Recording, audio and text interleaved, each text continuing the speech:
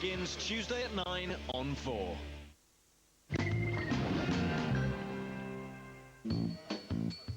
Like a beached whale, this week's challenge, a 1944 German mini-sub, is lying safely in the workshops of shipbuilders FSL.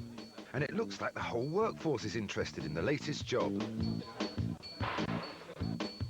But this one's not for the old hands. We're giving it to the cabin boys. At 17 and 18, these FSL apprentices are the same age as the young German pilots who would have sailed her during the war. Look how small it is. Can you imagine squeezing through that? I think you just about fit in, Mark, so you never know. The volunteers are narrowing for who's going into it. It might be a tight squeeze, but the Biber functions just like its larger relatives. The first thing it has to do is to keep its crew alive underwater. The pilot sits in a steel cylinder called the pressure hull. This has to withstand water pressure of over 500 tons at the Biber's maximum depth of 100 feet. This is the aft section of the hull. You can see that all the hull sections were bolted together through these holes, nuts and bolts. So that's the back, middle and the front. And between each section of hull, there was a rubber joint, which we're going to have to make new. The next major bit of kit that we have to tackle is the propulsion, which moves the sub along. The Biber had a petrol engine which powered it on the surface, taking it from its home port to within range of its target. As it dived beneath the waves, the petrol engine was switched off and a battery-powered electric motor was switched on for the final few miles before firing its torpedoes. We want to get both systems up and running. Well, there's two ways of shifting this submarine through the water. We've got a petrol engine and we've got an electric motor here. I mean, they look pretty nasty at the moment. 1940s, lots of rust. We'd love to use the original equipment to drive the submarine, so I think we're going to have to really pull all the stops out and try and make it work. On the surface, she had a range of 100 miles. Underwater, using her electric motor, the sub could travel a further 8. At least we've got propeller. Somewhere. And then, coming further aft, we've got to think about the rudder. It's fantastic wooden rudders. Timber construction is beautiful, isn't it? It's more like old yacht construction as opposed to a submarine. So rudder and diving plane. So that's left and right, down? Up and down, yeah. The main directional controls are the rudder and the hydroplane. But to sink below the surface, the Biber has to use its large ballast tanks fore and aft. That's front and back to you landlubbers. To dive below the waves, the pilot lets water flood into the ballast tanks, the submarine becomes heavier and sinks. To surface again, the opposite effect is used. High pressure air forces water out of the tanks, the submarine becomes lighter and floats up. If we want to turn this museum piece into the only diving World War II submarine in the world, Claire, Ian and the FSL boys are going to have to join that hull together and make it watertight, get her petrol engine and electric motor working again, sort out its ballast and control mechanism, and finally, find someone mad enough to go down in it. But before we start building this baby up, we'd better see what she's made of.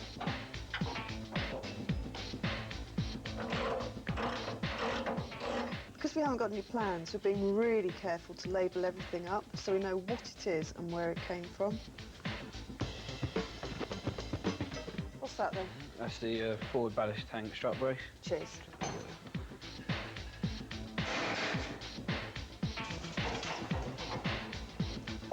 You got it.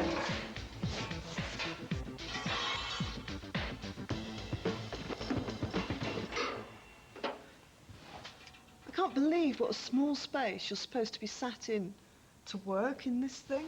I'm actually sat on top of the batteries, and with the tower on the top, it's going to be even tighter. This was not designed with the driver in mind. But my comfort is the least of our worries. At the back, our sub has developed a hole. Andy and I were just taking out the stern gland and propeller shaft, and this unfortunately just dropped out. You can see it's a bit on the thin side. What we'll do is we'll cut that right out and we'll let a new piece in. You can see it's very badly corroded, just crumbling away. But when it's blasted, we'll be able to see the exact extent of the damage. I'm more worried about any holes that appear in the ballast tanks up here or in the pressure hole in the middle. They're the important ones. There's only one way to find out how bad she is under the paint. Shot blast the lot off. Unfortunately, she was worse than we thought. It might be a bit bigger even once that's blasted a bit more. It's pretty bad, yeah. We're going to sink with a hole that big, that's for sure. 2 days in, and Ian's already wondering if we're going to make it. It's not good news from a submarine point of view, no, because that's going to leak very, very badly. But it certainly wasn't the shot blasting that's blasted through the hull. It would have been a weak area and maybe had some scale over it, some rust over it. Right. But we're going to have to certainly cut it out and patch it, because that hole up there is actually in the pressure hole. So, While the engineering department are revealing the hidden problems of our sub, I'm trying to make some discoveries of my own. I've come to the Imperial War Museum to see if I can find out a bit more about our beaver. This is a magic place, and being a boffin, I get to go digging in their archives, and I've found some brilliant footage which might tell us a bit more about the history of these subs. The Germans had put all their efforts into producing U-boats, but in 1944, a maverick designer, Hans Bartel, came up with a revolutionary new idea, the beaver.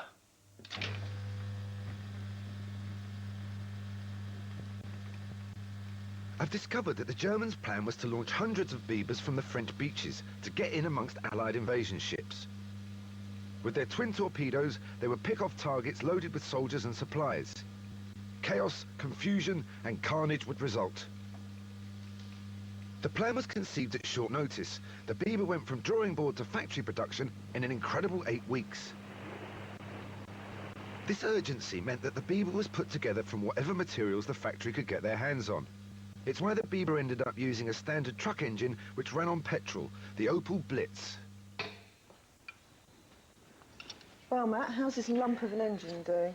Yeah, it's looking all right now. It's all cleaned up, nice and painted. But is it in fairly good nick? Yeah, everything's in good nick. Show you the pistons.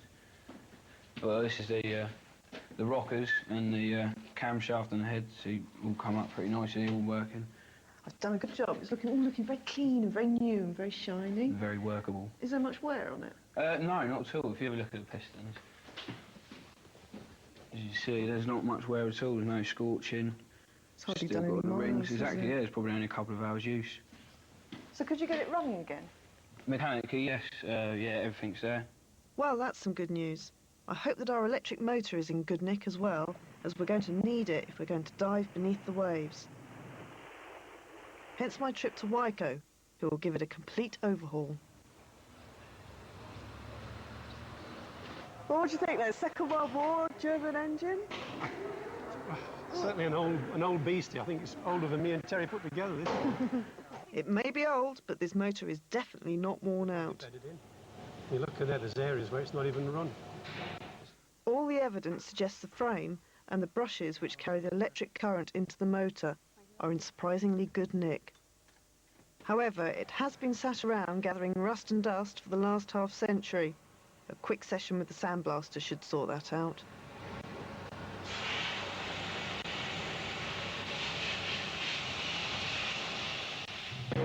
Well, that's all the rust and the flaky paint blasted away. And it allows you to concentrate and look at the details. On a good quality engine, all this sort of area here would be made out of good solid brass. It would have a chunky, reliable feel to it. And on this one, made during the wartime, it's just made out of bits of pressed tin. And it's odd. And I don't know whether they did that because it was cheaper, it was quicker, or they just didn't have the metal. But it's certainly not built to last. Right. Hopefully the key component of the motor, the armature in the centre, was made of better materials.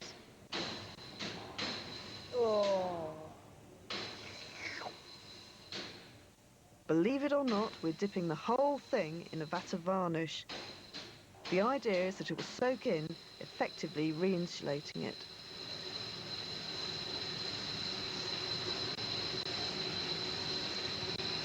I'll bring it up far enough so I can see. Oh, it's like a chandelier in varnish. Yeah, lovely.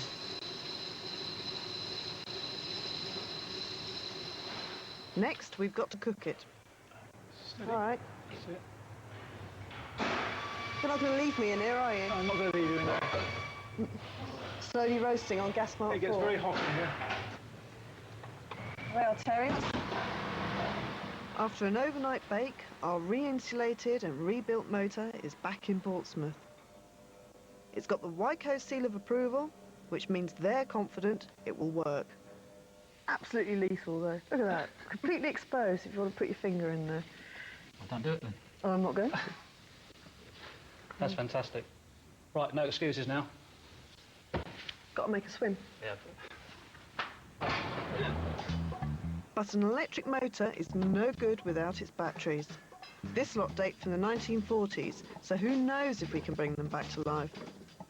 Now in the dockyard there's an expert for everything. It's just a matter of finding them. Non-magnetic bolt parts. I don't really know what they are, but I don't want them. I'm looking for Joe the battery man to see if the Beaver's 2 banks of batteries are going to be able to power our sub into action.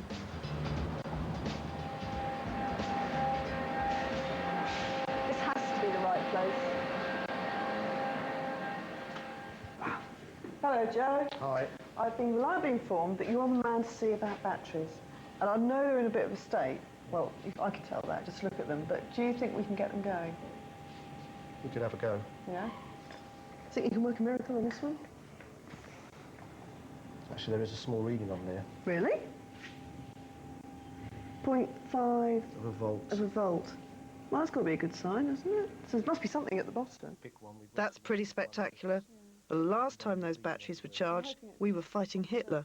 So perhaps we will manage to resurrect them. They're quite vulnerable. That 0.5 of a volt means there must be some 50-year-old acid sitting in the bottom of our battery. If we top this up, it might just work. Time for some protection. There's no real reason why it shouldn't work. The technology's simple, and judging by the state of the motor, they didn't do too much during the war. You've never looked lovelier. Why have we got all this stuff on? When you start pouring this back into the cells and the plate starts to absorb it again, you get the danger of the acid starting to spit, so we need the gloves and obviously the visor if we get too close and the apron. Is it going to burn this stuff then? It does burn, yes. Keep away. Pouring sulfuric acid into the cells and charging them up is the only way to see if we're going to get a result. Quick zap should tell us all we need to know. 3 hours later, and we're back in Joe's workshop. There's a few leaks here, Joe. To be greeted by a bad smell and a steady drip.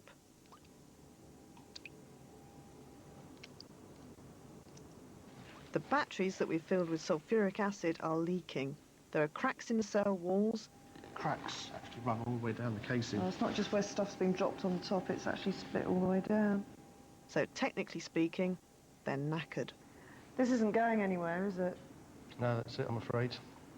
Sorry, I can't help you. I'll make a few inquiries. I can't promise anything, but not looking good at all.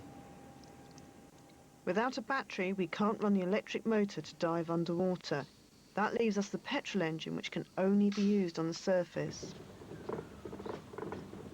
So, things aren't looking too good.